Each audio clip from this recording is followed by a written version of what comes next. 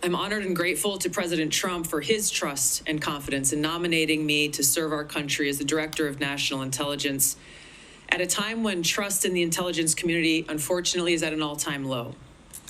Chuck Schumer admitted a few years ago, quote, "You take on the intelligence community, they have 6 ways from Sunday at getting back at you."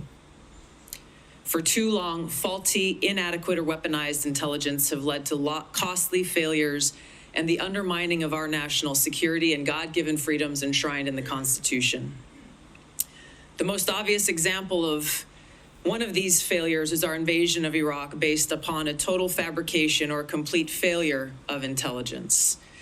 This disastrous decision led to the deaths of tens of thousands of American soldiers and millions of people in the Middle East, mass migration, destabilization, and undermining of the security and stability of our European allies, the rise of ISIS, strengthening of Al-Qaeda and other Islamist jihadist groups, and strengthening Iran.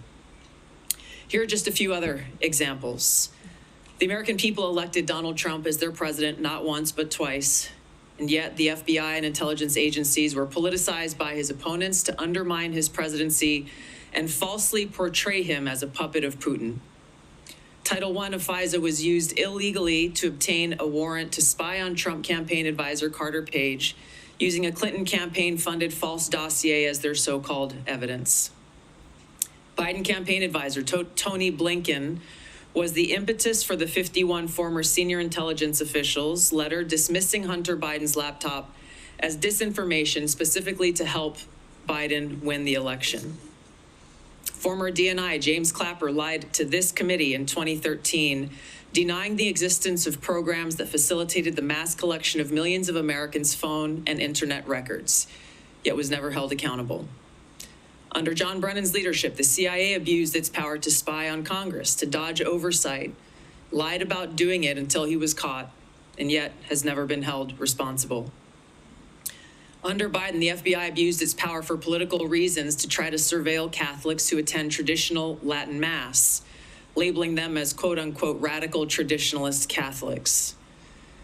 Personally, just 24 hours after criticized Kamala Harris and her nomination, I was placed on a secret domestic terror watch list called Quiet Skies. Sadly, there are more examples. The bottom line is this must end.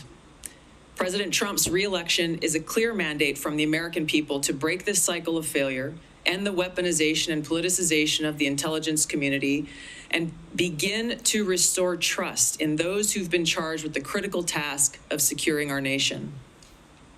If confirmed as DNI, I will do my very best to fulfill this mandate and bring leadership to the intelligence community with a laser-like focus on our essential mission: ensuring the safety, security, and freedom of the American people. As the President's principal intelligence advisor, I'll begin by leading by example, checking my own personal views at the door, and committing to delivering intelligence that is collected, analyzed, and reported without bias, prejudice, or political influence.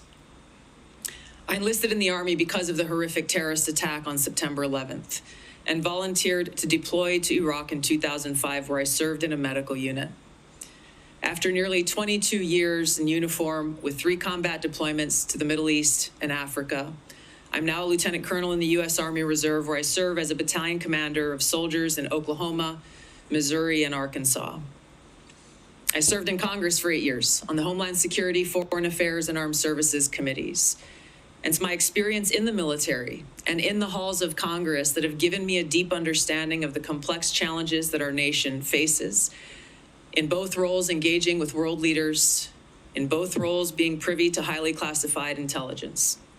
So I know firsthand how essential accurate, unbiased, and timely intelligence is to the President, to Congress, and to our warfighters. I also know the heavy cost of intelligence failures and abuses. Senator Collins, you led the creation of ODNI specifically to address those intelligence failures of 9/11 and Iraq's so-called WMDs. The need for the ODNI under strong leadership still exists today. If confirmed, I'll bring my experience and fresh eyes to leading the intelligence community. And my day one priorities will be to assess the global threat environment, identify where gaps in our intelligence exist, integrate intelligence elements, increase information sharing, and ensure that unbiased, apolitical, objective collection and analysis to support the president and policymakers' decision-making occur. I'll work to end the politicization of the intelligence community and ensure there is a clear mission focus in the IC on its core mission of this unbiased, apolitical collection and analysis of intelligence to secure our nation. I'll work to rebuild trust through transparency and accountability. This is a national security imperative. And I'll work to assess and address efficiencies, redundancies, and effectiveness across ODNI to ensure focus of personnel and resources is on our core mission of national security. Now, in my meetings that I've had with many of you, you expressed bipartisan frustration about recent intelligence failures, as well as the lack of responsiveness to your requests for information. Whether it's the surprise October 7th Hamas terrorist attack, to the sudden takeover of Syria by Islamist extremists, failures to identify the source of COVID, anomalous health incidents, UAPs, drones, and more.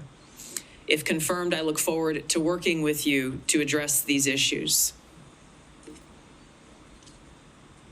Ensuring the safety, security, and freedom of the American people is a mandate of leadership that rises above partisan politics. If confirmed, my commitment to the president, to you, and to the American people is this: I will do my very best to find the truth, no matter where it leads, and share that truth with President Trump, his advisors, and you in Congress, providing you with that unbiased, timely, and accurate intelligence as you make the tough decisions that'll impact the safety, security, and freedom of the American people.